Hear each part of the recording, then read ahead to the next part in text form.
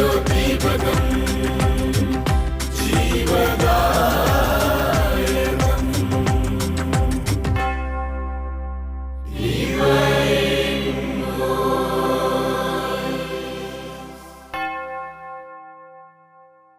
മിശിഹായ്ക്ക് സ്തുതിയായിരിക്കട്ടെ. Divine voice വചന ശുശ്രൂഷാ വേദിയിലേക്ക് ലോകമെമ്പാടുമുള്ള എല്ലാ ഗുഡ്നസ് TV പ്രേക്ഷകർക്കും ഹാർദവമായ സ്വാഗതം. ഈ വചന ശുശ്രൂഷ മേഖലയിലേക്ക് നാം കടക്കുമ്പോൾ നമ്മുടെ എല്ലാ പ്രാർത്ഥനാ നിയോഗങ്ങളും ദൈവത്തോട് സമർപ്പിച്ചുകൊണ്ട് ഈ വചനം ശ്രവിക്കുമ്പോൾ ദൈവത്തിൻ്റെ ആത്മാവ് നമ്മളെല്ലാവരിലും നിറയപ്പെടുവാനുള്ള കൃപയ്ക്ക് വേണ്ടി പരിശുദ്ധ അമ്മയോട് ചേർന്ന് ഒരു നിമിഷം നമുക്ക് പ്രാർത്ഥിക്കാം. നന്മ നിറഞ്ഞ മറിയമേ സ്വസ്തി, കർത്താവ് അങ്ങയോട് കൂടെ സ്ത്രീകളിൽ അങ്ങ് അനുഗ്രഹിക്കപ്പെട്ടവളാകുന്നു. അങ്ങയുടെ ഉദരത്തിൻ ഫലമായ ഈശോ അനുഗ്രഹിക്കപ്പെട്ടവനാകുന്നു. പരിശുദ്ധ മറിയമേ തമ്പുരാൻ്റെ അമ്മേ, പാപികളായ ഞങ്ങൾക്ക് വേണ്ടി ഇപ്പോഴും ഞങ്ങളുടെ മരണസമയത്തും തമ്പുരാനോട് അപേക്ഷിച്ചു കൊള്ളണമേ. യേശുവിൽ പ്രിയ സഹോദരങ്ങളെ, നാം ഇന്ന് വായിച്ച് ധ്യാനിക്കുന്ന വചനഭാഗം വിശുദ്ധ മത്തായി അറിയിച്ച സുവിശേഷം 16-ാം അധ്യായം അതിൻ്റെ 13 മുതലുള്ള തിരുവചനങ്ങളാണ്. യേശു കേസറിയ ഫിലിപ്പി പ്രദേശത്ത് എത്തിയപ്പോൾ ശിഷ്യന്മാരോട് ചോദിച്ചു, മനുഷ്യപുത്രൻ ആരാണെന്നാണ് ജനങ്ങൾ പറയുന്നത്? അവർ പറഞ്ഞു, ചിലർ സ്നാപക യോഹന്നാൻ എന്നും മറ്റു ചിലർ ഏലിയ എന്നും വേറെ ചിലർ ജെറമ്യ അല്ലെങ്കിൽ പ്രവാചകന്മാരിൽ ഒരുവനെന്നും പറയുന്നു. അവൻ അവരോട് ചോദിച്ചു, എന്നാൽ ഞാൻ ആരാണെന്നാണ് നിങ്ങൾ പറയുന്നത്? ശിമയോൻ പത്രോസ് പറഞ്ഞു, നീ ജീവനുള്ള ദൈവത്തിൻ്റെ പുത്രനായ ക്രിസ്തുവാണ്. യേശു അവനോട് അരുളി ചെയ്തു, യോനായുടെ പുത്രനായ ശിമയോനെ, നീ ഭാഗ്യവാൻ. മാംസരക്തങ്ങളല്ല, സ്വർഗസ്ഥനായ എൻ്റെ പിതാവാണ് നിനക്ക് ഇത് വെളിപ്പെടുത്തി തന്നത്. ഞാൻ നിന്നോട് പറയുന്നു, നീ പത്രോസാണ്. ഈ പാറമേൽ എൻ്റെ സഭ ഞാൻ സ്ഥാപിക്കും. നരക കവാടങ്ങൾ അതിനെതിരെ പ്രബലപ്പെടുകയില്ല. സ്വർഗരാജ്യത്തിൻ്റെ താക്കോലുകൾ നിനക്കു ഞാൻ തരും. നീ ഭൂമിയിൽ കെട്ടുന്നതെല്ലാം സ്വർഗത്തിലും കെട്ടപ്പെട്ടിരിക്കും. നീ ഭൂമിയിൽ അഴിക്കുന്നതെല്ലാം സ്വർഗത്തിലും അഴിക്കപ്പെട്ടിരിക്കും. അനന്തരം അവൻ താൻ ക്രിസ്തുവാണെന്ന് ആരോടും പറയരുതെന്ന് ശിഷ്യന്മാരോട് കൽപ്പിച്ചു. യേശുവിൽ പ്രിയ ദൈവജനമേ, നമ്മുടെ ജീവിതത്തിലെ വിശ്വാസത്തിൻ്റെ അടിസ്ഥാനം എന്താണെന്ന് ഈ വചനത്തിലൂടെ മത്തായി ശ്ലീഹ നമ്മെ ഓർമ്മപ്പെടുത്തുന്നുണ്ട്. നമുക്കറിയാം, ഈ വചനത്തിൻ്റെ ആദ്യ ഭാഗം തന്നെ നമ്മൾ വായിച്ചു പോകുമ്പോൾ യേശു കേസറിയ ഫിലിപ്പി പ്രദേശത്ത് എത്തിയപ്പോഴാണ് ശിഷ്യന്മാരോട് ഒരു കാര്യം ചോദിക്കുന്നത്. എന്നെപ്പറ്റി മനുഷ്യരുടെ ഇടയിലുള്ള ഒരു പ്രസ്താവന എന്താണ്? എന്നെപ്പറ്റി ജനം എന്താണ് സംസാരിക്കുന്നത്, അല്ലെങ്കിൽ ഞാൻ ആരാണെന്നാണ് ജനങ്ങൾ പറയുന്നത് എന്ന് ശിഷ്യന്മാരോട് ചോദിക്കുകയാണ്. നമ്മളൊക്കെ ഒരു ഫേമസ് ഫിഗറിലേക്ക് കടന്നു വരുമ്പോൾ, അല്ലെങ്കിൽ സാമൂഹിക പ്രവർത്തനങ്ങളിലേക്ക് കടന്നു വരുമ്പോൾ സ്വാഭാവികമായിട്ടും ചിലരൊക്കെ ചോദിക്കും, എന്താണ് നമ്മുടെ പ്രവർത്തനത്തെ പറ്റിയുള്ള ഫീഡ്ബാക്ക് എന്നതിനേക്കാൾ ഉപരി ഈശോ ഇവിടെ ചോദിക്കുന്നത്, യേശുവിനെ മനസ്സിലാക്കുവാൻ ജനങ്ങൾക്ക് സാധിക്കുന്നുണ്ടോ എന്നൊരു വലിയ കാര്യം ജനങ്ങളിൽ നിന്ന് തന്നെ അവിടുന്ന് അന്വേഷിക്കുകയാണ്. ശിഷ്യന്മാർ വഴി അവിടുന്ന് അന്വേഷിക്കുകയാണ്. പ്രിയ സഹോദരങ്ങളെ, യേശു ചോദിക്കുന്ന ചോദ്യം, ഞാൻ ആരാണെന്നാണ് ജനങ്ങൾ പറയുന്നത്? ശിഷ്യന്മാർ പല ഉത്തരങ്ങൾ നൽകുന്നുണ്ട്. ഇപ്രകാരമാണ് പറയുക, നീ സ്നാപക യോഹന്നാൻ എന്ന് പറയുന്നു, മറ്റു ചിലർ ഏലിയ എന്ന് പറയുന്നു, വേറെ ചിലർ ജെറമ്യ എന്ന് പറയുന്നു. ഇങ്ങനെ പല പല കാര്യങ്ങൾ, പല പല വിശേഷണങ്ങൾ, പല പല വ്യക്തികളുടെ ഫിഗറുകൾ യേശുവിന് വേണ്ടി അവർ പറയുകയാണ്. പല പല ഫിഗറുകൾ, അല്ലെങ്കിൽ പല പല വ്യക്തി ആ കാലഘട്ടത്തിൽ, അല്ലെങ്കിൽ ആ ശ്രദ്ധേയമായ കാലഘട്ടത്തിൽ ജീവിച്ച വ്യക്തികളെക്കുറിച്ചുള്ള പ്രത്യേകമായ കാര്യങ്ങൾ ഈശോയുടെ ശിഷ്യന്മാർ പറയുകയാണ്. പറയുമ്പോൾ നമ്മുടെ സാഹചര്യങ്ങളിൽ നമ്മൾ ചിന്തിച്ച് നോക്കുമ്പോൾ ഇതുപോലെ തന്നെയാണ് ഈശോ നമ്മൾ ചോദിക്കുക, ഞാൻ ആരാണെന്നാണ് ജനങ്ങൾ പറയുന്നത്. അതിനുശേഷം ഈശോ ശിഷ്യന്മാരോട് ചോദിക്കുന്ന ചോദ്യമുണ്ട്, എന്നാൽ ഞാൻ ആരാണെന്നാണ് നിങ്ങൾ പറയുന്നത്? അതാണ് ഈശോയ്ക്ക് ഏറ്റവും കൂടുതൽ അറിയേണ്ട ഒരു കാര്യം. ഇവിടെ പത്രോസ് കൃത്യമായ ഉത്തരം നൽകുന്നുണ്ട്, നീ ജീവനുള്ള ദൈവത്തിൻ്റെ പുത്രനായ ക്രിസ്തുവാണ്. പ്രിയ സഹോദരങ്ങളെ, ഇന്നത്തെ കാലഘട്ടത്തിൽ യേശു ക്രിസ്തുവിനെ നാം എങ്ങനെയാണ് കാണുന്നത്? എങ്ങനെയാണ് യേശു ക്രിസ്തുവിനെ നമ്മൾ മനസ്സിലാക്കാൻ സാധിക്കുന്നത്? ഈശോ കേസറിയ ഫിലിപ്പി പ്രദേശത്ത് നിന്നാണ് ഈ കാര്യങ്ങൾ ചോദിക്കുക. കേസറിയ ഫിലിപ്പി പ്രദേശത്തിന് തന്നെ വളരെയധികം ചരിത്രത്തിൽ പ്രാധാന്യമുണ്ട്. കാരണം സീസർ എന്ന് പറയുന്ന രാജാവിന് വേണ്ടി ഫിലിപ്പ് രാജാവ് നിർമ്മിക്കുന്ന ഒരു നഗരമാണ് കേസറിയ ഫിലിപ്പി എന്ന് പറയുന്ന രാജ്യം. ആ ഒരു നഗരത്തിൽ കുറേയധികം ബാലദൈവന്മാരെ ആരാധിക്കുന്ന ജനങ്ങളുണ്ട്, കുറേ മറ്റു ദൈവങ്ങളുടെ അമ്പലങ്ങളുണ്ട്. ഈ ഒരു സ്ഥലത്ത് നിന്നാണ് ദൈവം, അല്ലെങ്കിൽ യേശു ക്രിസ്തു പിതാവായ ദൈവത്തെക്കുറിച്ചും നിങ്ങൾ ജീവിച്ചു വളരേണ്ട കാര്യങ്ങളെക്കുറിച്ചും എല്ലാം ദൈവജനത്തോട് സംസാരിക്കുക. ഇവിടെ ആ സമയത്തെല്ലാം അവർ യേശുവിനെ കാണുന്നത് മുമ്പ് മനുഷ്യ മനസ്സുകളെ അല്ലെങ്കിൽ ഹൃദയങ്ങളെ ആകർഷിച്ച ചില പ്രവാചകന്മാരെ കുറിച്ചോ അല്ലെങ്കിൽ അങ്ങനെയുള്ള വ്യക്തികളെ കുറിച്ചാണ് കാണുക. ഇന്നത്തെ കാലഘട്ടത്തിൽ യേശു എനിക്ക് ആരാണ്, യേശു നമ്മുടെ ജീവിതത്തിൽ ആരാണ് എന്നുള്ള വലിയൊരു ചിന്ത നമ്മുടെ എല്ലാവരുടെയും മനസ്സിലുണ്ട്. കാരണം പ്രത്യേകിച്ച് യുവജനങ്ങളുടെ ഇടയിൽ കടന്നു വരുന്ന വലിയൊരു ചിന്തയാണ് യേശു ഒരു ഗുരുവാണ്, നല്ല നല്ല കാര്യങ്ങൾ പഠിപ്പിച്ചൊരു ഗുരുവാണ്. അല്ല, ചിലർ പറയും യേശു ഒരു പ്രവാചകനാണ്, കുറെ നന്നായിട്ട് ജീവിച്ചൊരു വ്യക്തിയാണ്, അങ്ങനെ ചിലർ പറയാറുണ്ട്. അല്ലെങ്കിൽ ഇന്നത്തെ കാലഘട്ടത്തോട് ചേർത്ത് വയ്ക്കുമ്പോൾ യേശു നല്ലൊരു മോട്ടിവേഷണൽ സ്പീക്കറാണ്, തകർന്നുപോയ ജീവിതങ്ങളെ പുനരുദ്ധരിക്കുവാൻ ദൈവത്തിൻ്റെ വചനങ്ങൾക്ക് കഴിയുമെന്ന് എന്ന രീതിയിൽ യേശുവിനെ ഒരു വലിയ വ്യക്തിയായിട്ട് കാണുന്ന, അല്ലെങ്കിൽ മോട്ടിവേഷണൽ സ്പീക്കറായിട്ട് കാണുന്ന വ്യക്തികളുണ്ട്. അല്ലെങ്കിൽ നമ്മുടെ ദൗർബല്യമായിരിക്കുന്ന അവസ്ഥയിൽ നമ്മളെ ഒന്ന് ഉണർത്തിക്കൊണ്ട് വരുവാൻ നമ്മളെ സഹായിക്കുന്ന ഒരു വ്യക്തിയായിട്ട് കാണുന്നുണ്ട്. പ്രിയ സഹോദരങ്ങളെ, എന്നാൽ യേശു ക്രിസ്തു ദൈവത്തിൻ്റെ പുത്രനായ ക്രിസ്തുവാണെന്ന് എത്ര പേർ തിരിച്ചറിയുന്നു എന്നുള്ളതാണ് വലിയ കാര്യം. അതിൻ്റെ അർത്ഥം എന്ന് പറയുക, യേശു ക്രിസ്തു എനിക്ക് എല്ലാറ്റിനും ഉപരി എൻ്റെ ദൈവമായ കർത്താവിനെ പൂർണ്ണ മനസ്സോടും പൂർണ്ണാത്മാവോടും പൂർണ്ണശക്തിയോടും സ്നേഹിക്കുന്ന എൻ്റെ ദൈവമാണെന്ന് വ്യക്തമായി തിരിച്ചറിയുക എന്നുള്ളതാണ് ഏറ്റവും പ്രധാനപ്പെട്ട ഒരു കാര്യം. ഇവിടെ ശിഷ്യന്മാർക്ക് ലഭിക്കുന്ന വലിയൊരു കാര്യം എന്ന് പറയുക, ശിഷ്യന്മാർ പറയുന്നൊരു വലിയൊരു കാര്യം, അതായത് പത്രോസ്ലീഹ പറയുന്നൊരു കാര്യം, നീ ജീവനുള്ള ദൈവത്തിൻ്റെ പുത്രനായ ക്രിസ്തുവാണ് എന്നുള്ളതാണ്. പ്രിയ സഹോദരങ്ങളെ, യേശു ക്രിസ്തു നമുക്കാരാണ്? നമ്മുടെ ജീവിതത്തിൽ യേശു ക്രിസ്തുവിനുള്ള പ്രാധാന്യം എന്താണ്? ദൈവം നമ്മളെ സൃഷ്ടിച്ചു, സകലവിധ ദാനങ്ങളും ദൈവം നമുക്ക് നൽകി. എന്നിട്ട് ഈശോ ചോദിക്കുകയാണ്, ഞാൻ ആരാണ്, നിനക്ക് ആരാണെന്ന് ഈശോ ചോദിക്കുകയാണ്. പത്രോസ് വ്യക്തമായ മറുപടി നൽകി, നീ ജീവനുള്ള ദൈവത്തിൻ്റെ പുത്രനായ ക്രിസ്തുവാണ്. അവിടെ ഈശോ പത്രോസിനെ അഭിനന്ദിക്കുന്നതിൻ്റെ കൂടെ പറയുന്നൊരു കാര്യമുണ്ട്, പത്രോസേ, മാംസരക്തങ്ങളല്ല, എൻ്റെ സ്വർഗസ്ഥനായ പിതാവാണ് നിനക്കിത് വെളിപ്പെടുത്തി തന്നത്. ഇത് വലിയൊരു ബോധ്യമാണ്. യേശു എൻ്റെ രക്ഷകനാണ്, എൻ്റെ ക്രിസ്തുവാണ്, എൻ്റെ ദൈവമാണ്, എൻ്റെ കർത്താവാണ്. ഇങ്ങനെയുള്ള ബോധ്യങ്ങൾ നമുക്ക് വെളിപ്പെടുത്തി തരുന്നത് നമ്മുടെ പിതാവായ ദൈവം തന്നെയാണ്, പരിശുദ്ധാത്മാവായ ദൈവമാണ്. പ്രിയ സഹോദരങ്ങളെ, ഇത് മറ്റൊരു കാര്യത്തിലൂടെ നമുക്ക് വെളിപ്പെട്ട് കിട്ടാനായിട്ട് ഇടയില്ല. കാരണം ഈ ബൈബിൾ വായിച്ച് നമ്മൾ പോകുമ്പോൾ ഏതൊരു വ്യക്തിയും ക്രിസ്ത്യാനിയാകണമെന്നില്ല, അല്ലെങ്കിൽ കത്തോലിക്കനാകണമെന്നില്ല. ഏതൊരു വ്യക്തിയും ഈ ബൈബിൾ മുഴുവൻ വായിച്ചു പോകുമ്പോൾ യേശുവിനെ പറ്റിയുള്ള നല്ല നല്ല ചിന്തകൾ അവരുടെ ഹൃദയത്തിലേക്ക് വരും. അവൻ പാപങ്ങളെ സഹായിച്ചു, രോഗികളെ സുഖപ്പെടുത്തി, മരിച്ചവരെ ഉയർപ്പിച്ചു, വിശക്കുന്നവർക്ക് അപ്പം നൽകി, തകർന്നുപോയ കുടുംബങ്ങളിൽ അവൻ ഇടപെട്ട് അത്ഭുതങ്ങൾ പ്രവർത്തിച്ച് ആ കുടുംബത്തെ അപമാനത്തിൽ നിന്ന് രക്ഷിച്ചു. ഇങ്ങനെയുള്ള നല്ല നല്ല കാര്യങ്ങൾ ക്രിസ്തുവിനെ പറ്റി കേൾക്കുമ്പോഴും അതിൻ്റെ അവസാനം യേശു ക്രിസ്തു ഞാനടക്കം ചെയ്ത മനുഷ്യകുലത്തിൻ്റെ പാപങ്ങൾക്ക് പരിഹാരം ചെയ്യാൻ വന്ന രക്ഷകനായ ക്രിസ്തുവാണെന്ന് തിരിച്ചറിയുമ്പോഴാണ് നമ്മുടെ വചന വായനയുടെ അർത്ഥം പൂർണ്ണമാവുക, നമ്മുടെ വചന വായനയുടെ ലക്ഷ്യം അർത്ഥപൂർണ്ണമാവുക എന്നുള്ളതാണ് ഏറ്റവും പ്രധാനപ്പെട്ട കാര്യം. പ്രിയ സഹോദരങ്ങളെ, ഇവിടെ കർത്താവ് യേശു മിശിഹ നമ്മോട് പറയുന്നതാണ്, ഞാൻ ആരാണെന്ന് നീ കണ്ടുപിടിക്കണം. എൻ്റെ ജീവിതത്തിൽ യേശു ക്രിസ്തു ആരാണ്? അന്നത്തെ കാലഘട്ടങ്ങളിൽ പ്രാധാന്യം അർഹിച്ചിരുന്ന, അല്ലെങ്കിൽ മനുഷ്യ ഹൃദയങ്ങളിൽ പ്രാധാന്യം അർഹിച്ചിരുന്ന സ്നാപക യോഹന്നാന്റെ തീക്ഷ്ണതയുള്ള ഒരു വ്യക്തിയായിരുന്നു ഈശോ, ശരിയാണ്. അല്ലെങ്കിൽ ഏലിയ പ്രവാചകനെ പോലെ ഏറ്റവും കൂടുതൽ ദൈവത്തോട് ചേർന്ന് നിന്ന് പ്രവചനങ്ങളും അത്ഭുതങ്ങളും അടയാളങ്ങളും ചെയ്തൊരു വ്യക്തിയായിരുന്നു ഈശോ. പക്ഷേ നമ്മുടെ ജീവിതത്തിലും അത്ഭുതങ്ങളും അടയാളങ്ങളും പ്രവർത്തിക്കുന്ന വ്യക്തി എന്നതിനേക്കാൾ ഉപരി യേശുക്രിസ്തു എൻ്റെ പാപം മോചിക്കുന്ന വ്യക്തിയാണ്, യേശുക്രിസ്തു എന്നെ തിന്മയുടെ ബന്ധനത്തിൽ നിന്ന് രക്ഷിക്കുന്ന ദൈവമാണെന്ന് തിരിച്ചറിയുന്നതാണ് നമ്മുടെ ജീവിതത്തിലെ ഏറ്റവും വിജയകരമായ കാര്യമെന്ന് പറയുക. ഇവിടെ ഈശോ പറയുന്നുണ്ട്, മാംസരക്തങ്ങളല്ല, എൻ്റെ സ്വർഗസ്ഥനായ പിതാവാണ് നിനക്കിത് വെളിപ്പെടുത്തി തന്നത്.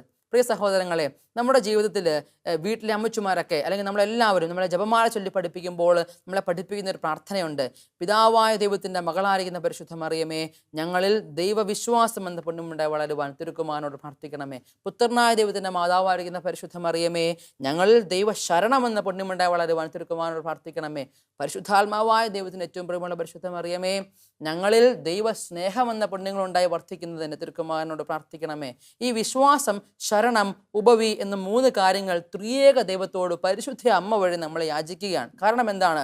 ഈ വിശ്വാസം, ശരണം, സ്നേഹം എന്നീ ദൈവിക പുണ്യങ്ങൾ, ഇതിനെ ദൈവിക പുണ്യങ്ങളായിട്ടാണ് അറിയപ്പെടുക. അതായത് മനുഷ്യൻ്റെ ആഗ്രഹമോ പ്രയത്നമോ വെച്ച് നമുക്ക് നേടുവാൻ സാധിക്കുന്ന പുണ്യങ്ങളല്ല വിശ്വാസം, ശരണം, സ്നേഹം എന്നീ ദൈവിക പുണ്യങ്ങൾ. നമുക്കല്ലാതെ ഒരുപാട് നന്മകൾ ഈ ലോകത്ത് നമ്മൾ ചെയ്യുന്നുണ്ട്. നമ്മൾ പാവങ്ങൾക്ക് ഭക്ഷണം കൊടുക്കുന്നുണ്ട്, നമ്മൾ വീടില്ലാത്തവർക്ക് വീട് വെച്ച് കൊടുക്കുന്നുണ്ട്, അല്ലെങ്കിൽ വിവാഹം കഴിക്കാൻ ബുദ്ധിമുട്ടുള്ള വ്യക്തികളെ സാമ്പത്തികമായും മറ്റു രീതികളിലൂടെ സഹായിച്ച് വിവാഹം കഴിക്കാൻ വേണ്ടി അവരെ ശക്തിപ്പെടുത്തുന്നുണ്ട്, അല്ലെങ്കിൽ മറ്റേതെങ്കിലും രോഗികളായി കഴിയുന്നവരെ നമ്മൾ ശുശ്രൂഷിക്കുന്നുണ്ട്. ഇതെല്ലാം സ്നേഹത്തിൻ്റെ ഓരോ പ്രകടനങ്ങളാണ്. എന്നാൽ ഈ സ്നേഹത്തിൻ്റെ പ്രകടനങ്ങൾ കടന്നു വരുന്നത് ഈ സ്നേഹമെന്ന ദൈവിക സ്നേഹമെന്ന ദൈവിക പുണ്യത്തിൽ നിന്നാണ്. നമ്മൾ പ്രാർത്ഥിക്കുന്നുണ്ട്, നമ്മൾ ജപമാല ചെല്ലുന്നുണ്ട്, കുർബാന അർപ്പിക്കുകയും കുർബാന കൂടുകയും ചെയ്യുന്നുണ്ട്, അങ്ങനെ ജീവിതത്തിലെ കുടുംബ പ്രാർത്ഥന ചെല്ലുന്നുണ്ട്.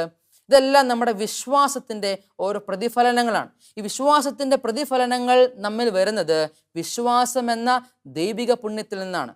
നമ്മുടെ ജീവിതത്തിലും സഹനങ്ങളും ബുദ്ധിമുട്ടുകളും ഉണ്ടാകുമ്പോൾ ദൈവത്തോട് ചേർന്ന് നിൽക്കുവാൻ നമ്മെ പ്രേരിപ്പിക്കുന്നത് ദൈവത്തിൽ ഞാൻ പൂർണ്ണമായിട്ടും ശരണപ്പെടുന്നുവെന്ന പ്രത്യാശ അല്ലെങ്കിൽ ശരണം എന്ന ദൈവിക പുണ്യത്തിൽ നിന്നാണ്. ഈ ദൈവിക പുണ്യങ്ങൾ വിശ്വാസം, ശരണം, സ്നേഹം, ഇത് മൂന്നും നമുക്ക് ലഭിക്കുക ദൈവത്തിൽ നിന്ന് തന്നെയാണ്. ദൈവത്തിൽ നിന്ന് ദാനമായി ലഭിക്കുന്നത് വഴിയാണ്. പ്രിയ സഹോദരങ്ങളെ, നമ്മുടെ ജീവിതത്തിലും ഈ വിശ്വാസം, ശരണം, സ്നേഹം എന്നീ ദൈവിക പുണ്യങ്ങൾക്ക് വേണ്ടി നമ്മൾ പ്രാർത്ഥിക്കണം. ഇവിടെ പത്രോസിനോട് ഈശോ പറയുന്നത് പോലെ മാംസരക്തങ്ങളല്ല, എൻ്റെ സ്വർഗസ്ഥനായ പിതാവാണ് നിനക്കിത് വെളിപ്പെടുത്തി തന്നത് എന്ന് ദൈവം പറയുന്നുണ്ട്. അതുപോലെ തന്നെ നമ്മുടെ ജീവിതത്തിലും യേശു ക്രിസ്തു എൻ്റെ രക്ഷകനാണെന്ന് ഓരോ നിമിഷവും ഏറ്റുപറയുവാൻ നമുക്ക് സാധിക്കണം. അതിനുള്ള വിശ്വാസത്തിലേക്ക് നമുക്ക് കടന്നു വരണം. കാരണം അല്ലെങ്കിൽ നമുക്ക് സംഭവിക്കാൻ പോകുന്ന, അല്ലെങ്കിൽ നമ്മുടെ ആത്മീയ ജീവിതത്തിൽ സംഭവിക്കുവാൻ പോകുന്ന വലിയൊരു പാളിച്ച എന്ന് പറയുന്നത്, നമ്മളൊരു കാര്യം പ്രാർത്ഥിച്ചു, ആ പ്രാർത്ഥനയുടെ ഉത്തരം കൃത്യമായിട്ട് നമ്മൾ ആഗ്രഹിക്കുന്ന സമയത്ത് നമുക്ക് ലഭിച്ചില്ല. നമ്മൾ കൃത്യമായി പ്രാർത്ഥിച്ചു, പള്ളിയിൽ പോയി നോമ്പ് നോറ്റു, അല്ലെങ്കിൽ നമ്മൾ ഉപവാസം എടുത്ത് പ്രാർത്ഥിച്ചു, സാക്ഷ്യമേക്കാൻ നമ്മൾ തീരുമാനിച്ചു, എന്നിട്ടും നാം ആഗ്രഹിക്കുന്ന സമയത്ത് നമ്മുടെ പ്രാർത്ഥനാ നിയോഗങ്ങൾ പൂർത്തീകരിക്കപ്പെടുന്നില്ല എന്ന് കാണുമ്പോൾ നമ്മൾ തളർന്നു പോകും. നമ്മുടെ വിശ്വാസം വഴിപിഴച്ചു പോകും. നമ്മുടെ സഹോദരങ്ങളിലേക്ക് യേശു ദൈവമാണെന്ന് പ്രചരിപ്പിക്കുവാൻ, യേശു ദൈവമാണെന്ന് പ്രഖ്യാപിക്കുവാൻ നമുക്ക് സാധിക്കാതെ പോകും. ഇവിടെ പത്രോസ് പ്രഖ്യാപിക്കുന്ന വലിയൊരു വിശ്വാസ പ്രഖ്യാപനമാണ്, നീ ജീവനുള്ള ദൈവത്തിൻ്റെ പുത്രനായ ക്രിസ്തുവാണ്. അത് വലിയൊരു വെളിപ്പെടുത്തലാണ്. അവിടെ ദൈവത്തിൻ്റെ വലിയൊരു തെരഞ്ഞെടുപ്പുമുണ്ട്. ദൈവത്തിൻ്റെ വലിയൊരു തെരഞ്ഞെടുപ്പിൻ്റെ ഒരു പ്രാധാന്യം അവിടെ പറയുന്നുണ്ട്. അവിടെ പത്രോസിനെ ദൈവം സഭയുടെ പിതാവായി തിരഞ്ഞെടുക്കുകയാണ്. പത്രോസിനോട് പറയുകയാണ്, നീ പത്രോസാണ്, പാറമേൽ ഈ പാറമേൽ എൻ്റെ സഭ ഞാൻ സ്ഥാപിക്കും. നീ പത്രോസാണ്, ഈ പാറമേൽ എൻ്റെ സഭ ഞാൻ സ്ഥാപിക്കും. യേശുക്രിസ്തുവിൻ്റെ സഭ ആരാണ്? ദൈവത്തിൻ്റെ സഭ എന്താണ്? പലപ്പോഴും പല സാഹചര്യങ്ങളിലും പലരും ചോദിക്കുന്ന ഒരു ചോദ്യമുണ്ട്, ഈ സഭ കുറേ മനുഷ്യന്മാർ രൂപം കൽപ്പിച്ച, മനുഷ്യന്മാർ രൂപം കൊടുത്ത ഒരു സംവിധാനമാണ്. കുറേ മെത്രാന്മാരും കുറേ വൈദികരും കുറേ അൽമായ സഹോദരങ്ങളും കൂടി രൂപപ്പെടുത്തിയ ഒരു സംവിധാനമാണ് പരിശുദ്ധ കത്തോലിക്ക സഭ എന്ന് പറഞ്ഞ് സഭയെ വിമർശിക്കുന്ന ഒരുപാട് വ്യക്തികൾ നമ്മുടെ സമൂഹത്തിലുണ്ട്. എന്തിനാണ് സഭ വഴി അല്ലെങ്കിൽ വൈദികർ വഴി നമ്മൾ ദൈവത്തെ സ്നേഹിക്കുക? ഞാനും ദൈവവും തമ്മിലൊരു ബന്ധമുണ്ട്, ഞാനും ദൈവം മാത്രം സ്നേഹിച്ചാൽ മതിയേ, ഞാൻ ദൈവം മാത്രം സ്നേഹിച്ചാൽ പോരെ, എനിക്ക് ബൈബിളുണ്ട്, എനിക്ക് വീട്ടിൽ പ്രാർത്ഥനാ മുറിയുണ്ട്, ഞാൻ അവിടെ ഇരുന്ന് പ്രാർത്ഥിച്ചാൽ പോരെ? അല്ലെങ്കിൽ എന്തിനു വേണ്ടിയാണ് ഞാൻ ദേവാലയത്തിൽ പോയി വിശുദ്ധ കുർബാന സംബന്ധിക്കുന്നത്? എന്തിനു വേണ്ടിയാണ് ഞാൻ കൂദാശകൾ സ്വീകരിക്കുന്നത്? അല്ലെങ്കിൽ എന്തിനു വേണ്ടിയാണ് സഭയിൽ ഒരു വൈദികനോട് എൻ്റെ പാപങ്ങൾ ഏറ്റുപറഞ്ഞ് എൻ്റെ പാപങ്ങൾക്ക് ഞാൻ മോചനം നേടേണ്ടത്? അതിനുള്ള എല്ലാ ഉത്തരവും ഇത് തന്നെയാണ്. ദൈവം പത്രോസിനെ ഭരമേൽപ്പിച്ചതുകൊണ്ടാണ്. ദൈവം ഇവിടെ പറയുക, ഈ പാറമേൽ എൻ്റെ സഭ ഞാൻ സ്ഥാപിക്കും എന്ന് വെച്ചാൽ സഭ ദൈവത്തിൻ്റെ സഭയാണ്. സഭ യേശു ക്രിസ്തുവിൻ്റെ സഭയാണ്. ഈ സഭയിൽ ദൈവം തിരഞ്ഞെടുത്ത, സഭയുടെ തലവനായി ദൈവം തിരഞ്ഞെടുത്ത വ്യക്തിയാണ് പത്രോസ്. ഈ പത്രോസിൻ്റെ പിൻഗാമികളാണ് നാം ഇന്ന് കാണുന്ന പരിശുദ്ധ പിതാവ് ലയോ 14 മാർപ്പാപ്പ വരെയുള്ള എല്ലാ മാർപ്പാപ്പമാരും. ഇത് ദൈവത്തിൻ്റെ തിരഞ്ഞെടുപ്പാണ്. ദൈവം അവരെ ഭരമേൽപ്പിക്കുകയാണ്. സ്വർഗത്തിൻ്റെ താക്കോലുകൾ അവൻ്റെ കയ്യിൽ കൊടുക്കുകയാണ്. നിങ്ങൾ കെട്ടുന്നതെല്ലാം ഭൂമിയിൽ കെട്ടുന്നതെല്ലാം സ്വർഗത്തിലും കെട്ടപ്പെട്ടിരിക്കും, നിങ്ങൾ ഭൂമിയിൽ അഴിക്കുന്നതെല്ലാം സ്വർഗത്തിലും അഴിക്കപ്പെട്ടിരിക്കും എന്ന് പറഞ്ഞ വലിയൊരു ദൗത്യം ഈശോ പത്രോസിന് നൽകുകയാണ്. എന്ന് വെച്ചാൽ സ്വർഗത്തിൻ്റെ താക്കോൽ പത്രോസിന് നൽകിയ നിമിഷം മുതൽ നാം ചിന്തിക്കേണ്ട ഒരു കാര്യം, അല്ലെങ്കിൽ നമ്മൾ മനസ്സിലാക്കേണ്ട ഒരു കാര്യം, അതുവരെ യേശു ക്രിസ്തു ചെയ്യാനിരിക്കുന്ന കാര്യങ്ങളെല്ലാം, അല്ലെങ്കിൽ യേശു ക്രിസ്തു ചെയ്തുകൊണ്ടിരിക്കുന്ന കാര്യങ്ങൾ ഇനി പത്രോസിനും ചെയ്യാനായിട്ട് സാധിക്കും. അത് ദൈവം നൽകുന്ന തിരഞ്ഞെടുപ്പാണ്. പ്രിയമുള്ളവരെ, ദൈവത്തിൻ്റെ തിരഞ്ഞെടുപ്പിനെ അംഗീകരിക്കുവാൻ മാത്രമുള്ള എളിമ നമ്മുടെ ജീവിതത്തിൽ ഉണ്ടാകണം. കാരണം ദൈവത്തിൻ്റെ തിരഞ്ഞെടുപ്പിന് പ്രത്യേകമായ പ്രാധാന്യമുണ്ട്. നമുക്കറിയാം, നമ്മുടെ ജീവിതത്തിൽ നമുക്ക് തന്നെ എല്ലാം തിരഞ്ഞെടുക്കാൻ സാധിക്കില്ല. നമ്മുടെ ജോലി ഒരു പക്ഷേ നമുക്ക് തിരഞ്ഞെടുക്കാൻ സാധിക്കും. ഇന്ന് നാം ഏതു വസ്ത്രം ധരിക്കണമെന്ന് ചിലപ്പോൾ നമുക്ക് തിരഞ്ഞെടുക്കാൻ സാധിക്കുമായിരിക്കും. പക്ഷേ നമുക്ക് തന്നെ തിരഞ്ഞെടുക്കാൻ സാധിക്കാത്ത ഒരുപാട് കാര്യങ്ങളുണ്ട്. നമ്മൾ ഏതു മാതാപിതാക്കന്മാർക്ക് ജനിക്കണം എന്ന് നമുക്ക് തിരഞ്ഞെടുക്കാൻ സാധിക്കുകയില്ല. നമ്മുടെ അപ്പൻ അല്ലെങ്കിൽ അമ്മ ഇന്ന ആളായിരിക്കണമെന്ന് നമുക്ക് തിരഞ്ഞെടുക്കാൻ സാധിക്കില്ല. നമ്മുടെ സഹോദരങ്ങൾ ആരൊക്കെ ആയിരിക്കണമെന്ന്, അല്ലെങ്കിൽ നമ്മുടെ ചേട്ടനും ചേച്ചിയും അനിയത്തിയൊക്കെ ആരൊക്കെ ആയിരിക്കണമെന്ന് നമുക്ക് തിരഞ്ഞെടുക്കാൻ സാധിക്കുകയില്ല. അത് ദൈവത്തിൻ്റെ തിരഞ്ഞെടുപ്പ് വഴി നമുക്ക് ലഭിക്കുന്ന വലിയൊരു നന്മയാണ്. ആ തിരഞ്ഞെടുപ്പിനെ അംഗീകരിക്കുമ്പോൾ, അല്ലെങ്കിൽ നമ്മുടെ പപ്പയും മമ്മയും നമ്മൾ അംഗീകരിക്കുമ്പോൾ, നമ്മുടെ സഹോദരനെ സഹോദരനായി, ചേട്ടനെ ചേട്ടനായി, ചേച്ചിയെ ചേച്ചിയായി നമ്മൾ അംഗീകരിക്കുമ്പോൾ ദൈവത്തിൻ്റെ ദൈവത്തിൻ്റെ തെരഞ്ഞെടുപ്പിനെ നാം അംഗീകരിക്കുകയാണ്. നമ്മുടെ പള്ളിയിലെ വികാരിയച്ഛനെ നമ്മൾ ദൈവം നൽകിയ വികാരിയച്ഛനാണ് എന്ന് പറഞ്ഞ് അംഗീകരിക്കുമ്പോൾ നമുക്ക് വേണ്ടി ദൈവം നിയോഗിച്ച ആ വികാരിയച്ഛനുള്ള തെരഞ്ഞെടുപ്പിനെ നമ്മൾ അംഗീകരിക്കുകയാണ്. നമ്മുടെ ജീവിതത്തിലെ മറ്റെല്ലാ അധികാരികളെ, പ്രത്യേകിച്ച് ആത്മീയ രംഗത്ത് പ്രവർത്തിക്കുന്ന അധികാരികളെ, പരിശുദ്ധ കത്തോലിക്ക സഭയുടെ അധികാരികളെ നാം അംഗീകരിക്കുമ്പോൾ നമ്മുടെ ജീവിതത്തിൽ നമുക്ക് വേണ്ടി ദൈവം ഒരു വ്യക്തിയെ തിരഞ്ഞെടുത്ത ആ തിരഞ്ഞെടുപ്പിനെ നമ്മൾ അംഗീകരിക്കുകയാണ്. പ്രിയമുള്ള സഹോദരങ്ങളെ, വൈദികരോട് ചേർന്ന് സഭയോട് ചേർന്ന് പ്രവർത്തിക്കുമ്പോൾ, നമ്മുടെ സഭയുടെ സംവിധാനങ്ങളോട് ചേർന്ന് പ്രവർത്തിക്കുമ്പോഴാണ് ദൈവത്തിൻ്റെ പ്രവർത്തനങ്ങളിൽ കൂടുതൽ പങ്കാളികളാകുവാനായിട്ട് നമുക്ക് സാധിക്കുകയുള്ളൂ. വെറുതെ പോയി ചിലപ്പോൾ ചില സാഹചര്യങ്ങളിൽ കുർബാന കൂടാതെ കുറച്ച് സമയം പള്ളിയിൽ പോയി ഇരിക്കാം, അത് മാത്രം മതി എന്ന് പറഞ്ഞുകൊണ്ട് നമ്മുടെ ആത്മീയ ജീവിതത്തെ നമുക്കിഷ്ടമുള്ള രീതിയിൽ ചുരുക്കുന്ന ഒരു സംവിധാനം ഇന്ന് ലോകത്ത് വളരെയധികം വർദ്ധിച്ചുകൊണ്ടിരിക്കുകയാണ്. പ്രത്യേകിച്ച് യുവജനങ്ങളുടെ ഇടയിലും മറ്റുള്ളവരുടെ ഇടയിലും വളരെയധികം വർദ്ധിച്ചുകൊണ്ടിരിക്കുകയാണ്. ആ സാഹചര്യങ്ങളിൽ ദൈവം സ്ഥാപിച്ച ദൈവത്തിൻ്റെ സഭയിലെ ദൈവത്തിൻ്റെ സഭാ സംവിധാനങ്ങളോട് ചേർന്ന്, പ്രത്യേകിച്ച് കൂദാശകളോട് ചേർന്ന്, വിശുദ്ധ കുർബാന, വിശുദ്ധ കുംഭസാരം എന്നീ കൂദാശകളോടൊക്കെ ചേർന്ന് നമ്മുടെ ആത്മീയ ജീവിതത്തെ നിയന്ത്രിച്ചു കൊണ്ടുപോകുവാൻ, വളർത്തുവാൻ നമുക്ക് സാധിച്ചാൽ നമ്മുടെ ജീവിതം കൂടുതൽ കുറച്ചും കൂടി അർത്ഥവത്തായി മാറും. അവിടെ യേശുക്രിസ്തു എനിക്ക് ആരാണ്, യേശുക്രിസ്തു എന്നെ എപ്പോഴും പ്രചോദിപ്പിക്കുന്ന ഒരു വ്യക്തിയേക്കാൾ, ഞാൻ പറയുന്ന കാര്യങ്ങൾ മാത്രം എനിക്ക് സാധിച്ചു തരുന്ന ഒരു വ്യക്തിയേക്കാൾ, അതിനേക്കാളെല്ലാം ഉപരിയായി യേശുക്രിസ്തു എന്നെ രക്ഷിക്കുന്ന, എന്നെ എപ്പോഴും സാന്ത്വനപ്പെടുത്തുന്ന, എന്നെ പാപത്തിൽ നിന്ന് രക്ഷിക്കുന്ന എൻ്റെ ദൈവമാണെന്ന്, ക്രിസ്തുവാണെന്ന് പൂർണ്ണമായിട്ട് ബോധ്യമാകാനായിട്ട് നമുക്ക് സാധിക്കും. നാം ഈ വചനഭാഗത്തോട് കൂടുതൽ ചേർത്ത് വെച്ച് മറ്റൊരു വചനഭാഗം നിങ്ങളുമായി പങ്കുവയ്ക്കാൻ ഞാൻ ആഗ്രഹിക്കുകയാണ്. അതായത് മർക്കോസിന്റെ സുവിശേഷം 10-ാം അധ്യായത്തിൽ നാം കാണുന്ന ബർത്തിമേസ് എന്ന് പറയുന്ന മനുഷ്യനാണ്. ബർത്തിമേസ് എന്ന് പറയുന്ന മനുഷ്യൻ, അവൻ കണ്ണിന് കാഴ്ചയില്ലാതെ അവൻ ആ വഴി അരികിൽ ഇരിക്കുകയാണ് എന്നാണ് പറയുക. അവൻ വഴി അരികിൽ ഇരിക്കുന്നു, യേശു ക്രിസ്തു വഴിയിലൂടെ കടന്നു വരും. വഴി അരികിലിരിക്കുന്ന ബർത്തിമേയുസിൻ്റെ അടുത്തൂടെ യേശു ക്രിസ്തു കടന്നു വരുമ്പോൾ അവൻ ആരാണെന്നാണ് എന്ന് ബർത്തിമേയുസ് ചോദിക്കുമ്പോൾ ജനം പറയുന്നൊരു മറുപടി നസ്രായനായ യേശുവാണെന്നുള്ളതാണ്. അവൻ നസ്രായനായ യേശു എന്ന് പറഞ്ഞാൽ നസ്രത്തിൽ നിന്നുള്ള യേശുവിനെയാണ് നസ്രായനായ യേശു എന്നവർ വിളിക്കുക. അതായത് ചരിത്രത്തിലൊരു പുരുഷനായ, മാതാവിൻ്റെ മറിയത്തിൻ്റെയും ജോസഫിൻ്റെയും മകനായ നസ്രത്തിൽ നിന്നുള്ള യേശു എന്നാണ് ജനം മനസ്സിലാക്കുക. എന്നാൽ യേശു അതിലേക്ക് കടന്നു പോകുമ്പോൾ ബർത്തിമേയുസ് അവനെ വിളിക്കുന്നത് ഇപ്രകാരമാണ്: ദാവീദിൻ്റെ പുത്രനായ യേശുവേ. അവൻ നസ്രായനായ യേശുവേ എന്നല്ല വിളിക്കുന്നത്, മറിച്ച് ദാവീദിൻ്റെ പുത്രനായ യേശുവേ എന്നിൽ കനിയണമേ. കാരണം ദൈവത്തിൻ്റെ പുത്രനാണ് എന്നുള്ള വലിയ ബോധ്യം ബർത്തിമേയുസിന് അവിടെ ലഭിക്കുകയാണ്. അവൻ്റെ നഗ്നമായ നേത്രങ്ങൾ കൊണ്ട് അവൻ യേശുവിനെ കാണാനായിട്ട് സാധിച്ചില്ല, മറിച്ച് അതിനേക്കാൾ ഉപരിയായി അവൻ ദാവീദിൻ്റെ പുത്രനായ യേശുവാണ്, അതായത് ദൈവത്തിൻ്റെ പുത്രനായ യേശുവാണെന്ന് വ്യക്തമായ ബോധ്യം ബർത്തിമേയുസിന് ലഭിക്കുന്നത് കൊണ്ടാണ് അവൻ ദാവീദിൻ്റെ പുത്രനായ യേശുവേ എന്നിൽ കനിയണമേ എന്നുള്ള വലിയൊരു പ്രാർത്ഥന അവിടെ നടത്തുക. അവിടെ ബർത്തിമേയുസ് പ്രാർത്ഥിക്കുമ്പോഴും യേശു അവനെ ആദ്യം കേൾക്കുന്നതായിട്ട് ഭാവിക്കുന്നില്ല. അവനെ കേൾക്കാത്തതുപോലെ വീണ്ടും മുൻപോട്ട് നടന്നു പോവുകയാണ്. അപ്പോൾ കൂടെയുള്ള വ്യക്തികളെല്ലാം ബർത്തിമേയുസിനെ കുറ്റപ്പെടുത്തുന്നുണ്ട്. നീ മിണ്ടാതിരിക്കെന്ന് പറഞ്ഞ് അവനെ കുറ്റപ്പെടുത്തുന്നുണ്ട്. ഗുരു നിന്റെ പ്രാർത്ഥന കേട്ടില്ല, അല്ലെങ്കിൽ കേൾക്കുന്നില്ല, കേൾക്കാൻ ഭാവിക്കുന്നില്ല എന്ന് പറഞ്ഞുകൊണ്ട് അവനെ കുറ്റപ്പെടുത്തുന്നുണ്ട്. അങ്ങനെയുള്ള സാഹചര്യത്തിൽ പോലും ബർത്തിമേയുസ് വചനപ്രകാരമാണ് പറയുക, ബർത്തിമേയുസ് ഉച്ചത്തിൽ വിളിച്ചു പറഞ്ഞു, ദാവീദിൻ്റെ പുത്രനായ യേശുവേ എന്നിൽ കനിയണമേ. നസ്രായനായ യേശുവേ എന്ന് പരിചയപ്പെട്ട വ്യക്തിയെ ബർത്തിമേയുസ് വിശ്വാസത്തോടുകൂടി വിളിക്കുകയാണ്, ദാവീദിൻ്റെ പുത്രനായ യേശുവേ എന്നിൽ കനിയണമേ.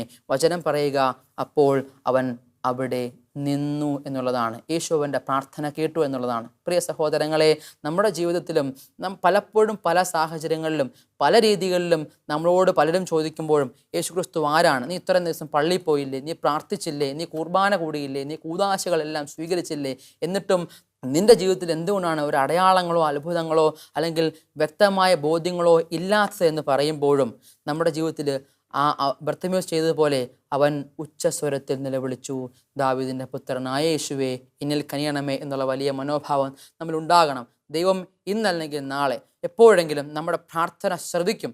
ദൈവം എപ്പോഴെങ്കിലും ഞാൻ പ്രാർത്ഥിക്കുന്ന പ്രാർത്ഥനയ്ക്ക് ഉത്തരം നൽകും എന്നുള്ള വലിയ ബോധ്യം, അത് പ്രാർത്ഥനകൾക്കപ്പുറത്ത് നമുക്ക് ദൈവം നൽകുന്ന ദൈവത്തിൽ നിന്ന് ലഭിക്കേണ്ട ഭൗതിക നന്മകൾക്കപ്പുറത്ത് ദൈവം എൻ്റെ രക്ഷകനാണെന്നുള്ള ബോധ്യമാണ് അനുദിനം അനുനിമിഷം നമ്മുടെ കഷ്ടപ്പാടുകളുടെ നടുവിലും ഈ വചനത്തിൽ കാണുന്നത് പോലെ നമ്മുടെ അന്ധതയുടെ നടുവിലും നമ്മളെ ശക്തിപ്പെടുത്തുക.